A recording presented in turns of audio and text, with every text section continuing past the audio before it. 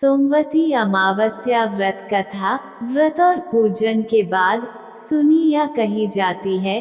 सोमवार को पड़ने वाली अमावस्या सोमवती अमावस्या कहलाती है।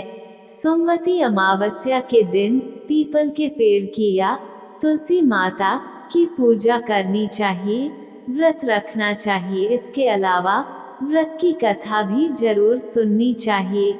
इससे परिवार में सुख समृद्धि रहती है तथा सौभाग्य की प्राप्ति होती है।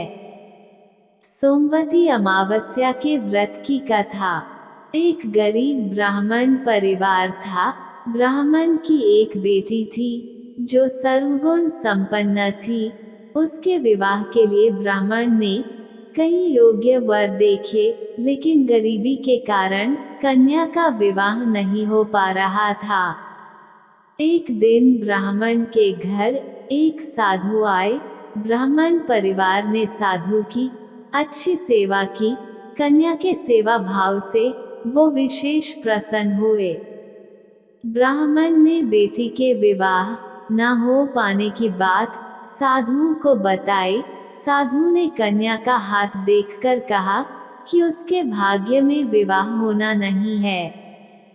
ब्राह्मण के उपाय पूछने पर साधु ने बताया कि पास के गांव में सोना नाम की एक धोबन परिवार सहित रहती है। वह धोबन पति पारायण और संस्कार संपन्न है। यदि यह कन्या उस धोबन की सेवा करे और वो कन्या की मांग में अपना सिंदूर लगा दे तो कन्या का विवाह हो सकता है। यह बात ब्राह्मण परिवार ने समझ ली। साधु के बताए अनुसार ब्राह्मण की कन्या रोज सुबह सुबह धोबन के घर जाकर उसके घर के काम करने लगी। धोबन ने अपनी बहू से कहा कि आजकल तुम सारे काम कब कर लेती हो, पता ही नहीं चलता। बहू बोली, मुझे तो लगा कि आप सारे काम कर लेते हो। दोनों बड़े हैरान हुए। धोबन ने नजर रखना शुरू किया। उसने पाया कि एक कन्या सुबह जल्दी आकर सारे काम कर देती है। रोज ऐसा होते देखकर एक दिन धोबन ने उसे रोका।